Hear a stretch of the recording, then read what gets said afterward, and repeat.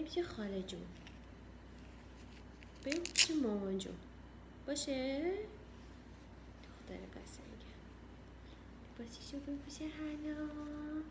آفرین مامان، آفرین مامان. بالا تو بده بالا.